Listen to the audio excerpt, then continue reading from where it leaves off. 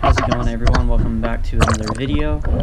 Real quick, I just wanted to throw up some of this raw footage from our Dorado trip. After we were close to catching our limit, we decided to try to film some of these fish underwater from the boat, and then Nick and I actually jumped in the water and swam with them, and we're kind of hand feeding them what we had left of our sardine for bait.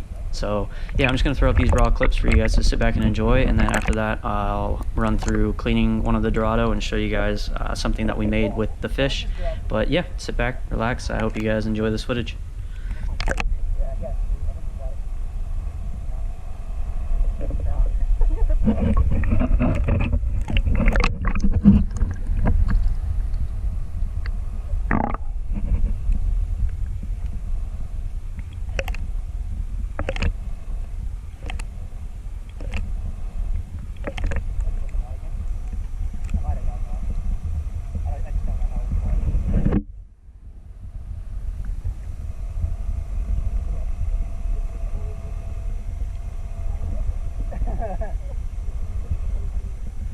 Going, Andrew, let's go.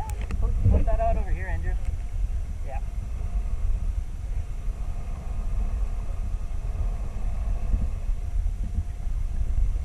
I put it free flow. Oh my god!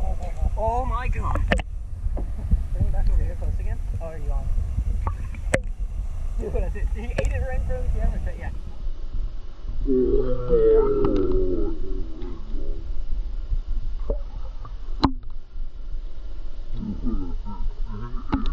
Yeah, no, let's hook him. I think he's driving closer.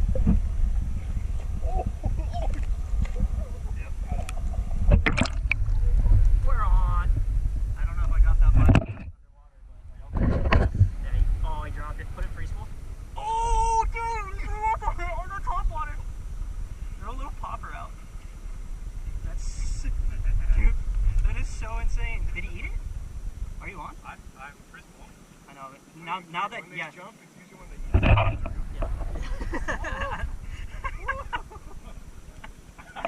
There we go. Oh, this is crazy, you guys. Absolutely insane.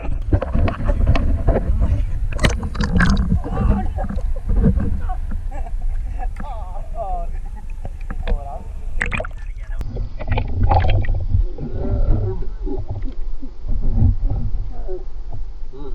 Sick.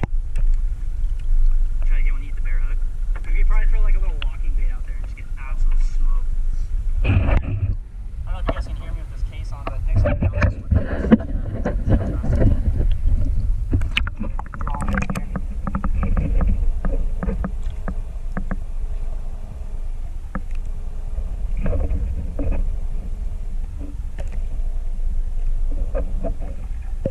everything right by my hand.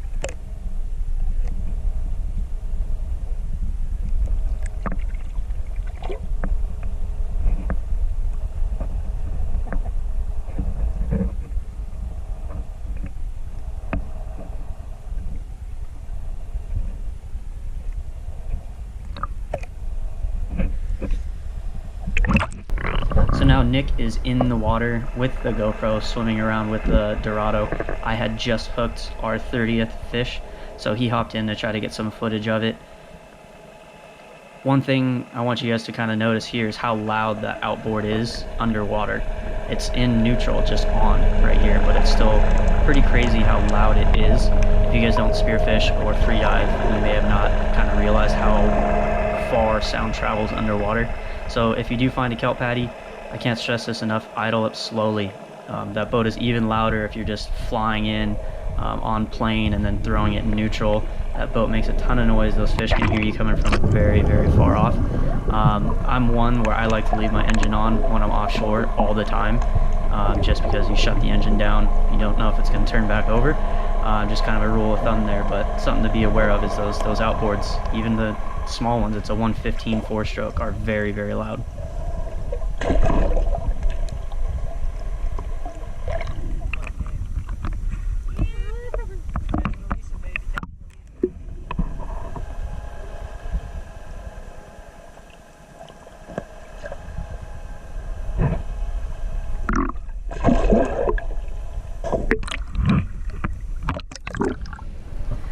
And also, if you guys notice, there is something kind of down below the boat.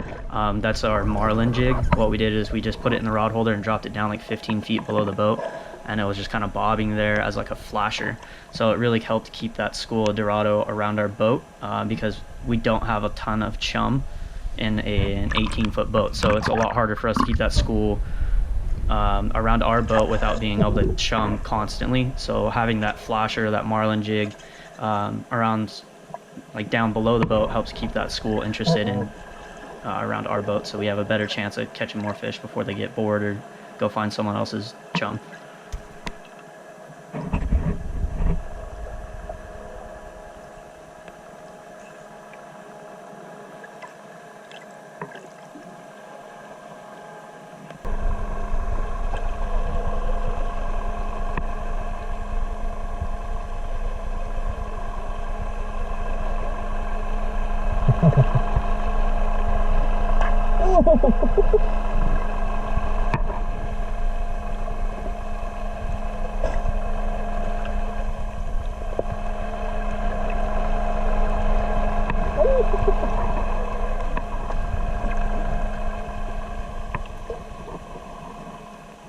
So right here you can tell how important it is to have like a fresh bait or a hot bait that swims away quickly. You can see the Dorado as soon as the sardines, these are free swimming sardines by the way, there's no hook in them, we're just kind of throwing them out.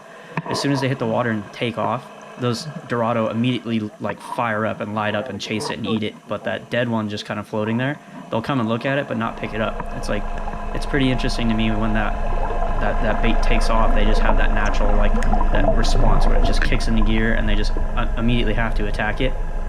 When that fresh dead one just kind of floating there, they're not even touching it, even though it's still like the same food.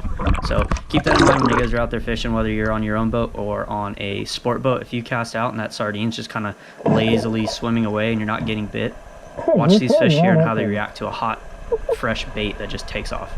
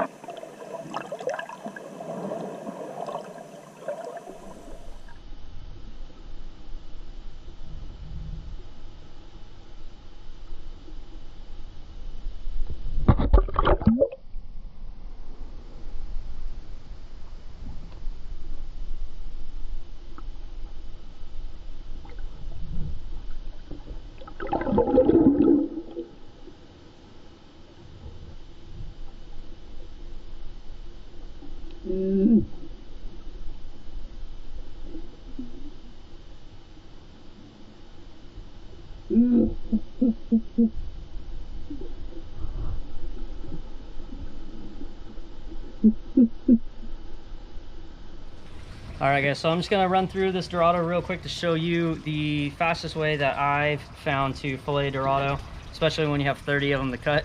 But we're just going to start super simple. Just trace down the back, trace down the belly up to the butt here, and then we're going to walk our knife underneath the spine to here. And then once you get there, all you have to do is break those rib bones and that whole fillet will come right off.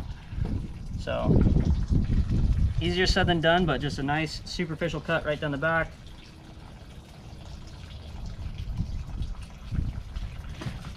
Right there, then you can really use your thumb to lift that meat and just follow those bones all the way to the spine.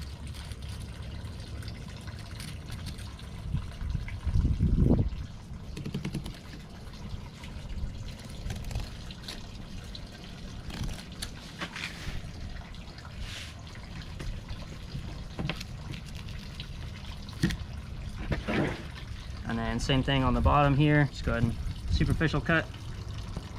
Still recording? Yeah. Okay. Yeah, the screen always stays on for a little bit. Go ahead and walk that knife right up there to the spine. Once you get here, you can lift up either side. Just push the knife through. Clear that meat there. And then once you've got it to this point right here, all the meat that you're gonna want to eat anyways has already been traced off. There is a little bit of belly meat that you can salvage, but honestly it's kind of more of a hassle with those pin bones right there. But once you get there, just use the thick part of the knife.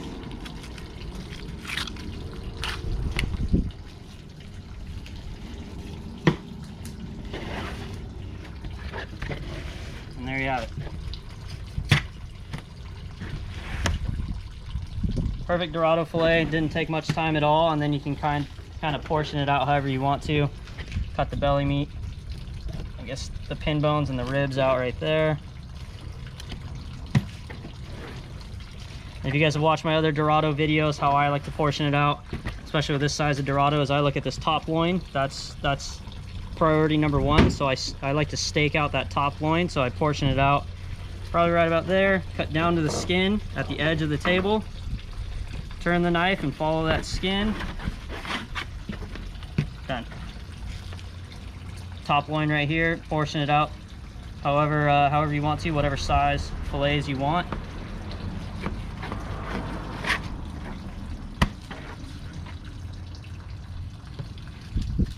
And then once you've got all of those portioned out, just like that, this last little piece right here, this is for what I like to call the fish taco portion. Skin's done, throw that aside. You got the fish taco meat, throw that on the side, vacuum seal those separate. But you do have these nice fillets. You can trim that bloodline if you want to. And those are your little Dorado steaks. Trim that little bloodline there.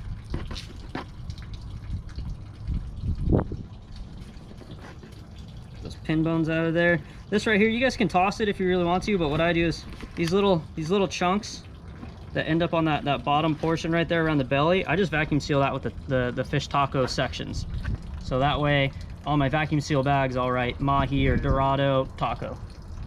So when that comes out, that's a perfect little chunk to temper or batter, fry that up, vacuum seal all those together. Same with like this portion here. So you can see that bloodline. We'll get rid of that bloodline. Got that nice beautiful steak right there. It goes right there with the other steaks. And then cut this side.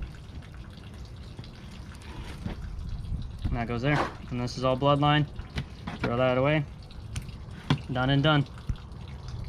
Guys, so obviously this is not my kitchen. We are here in beautiful Parker, Arizona, enjoying our Labor Day.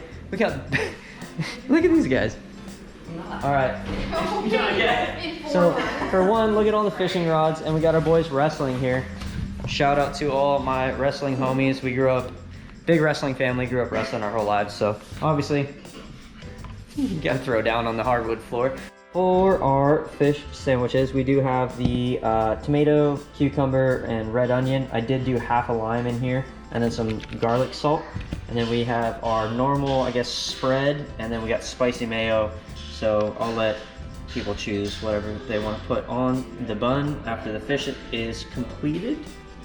I didn't want to say done because it would have run and that would have been weird. But anyways, so I'm going to take the fish outside with these buns, throw them on the grill, and it should be done pretty quick.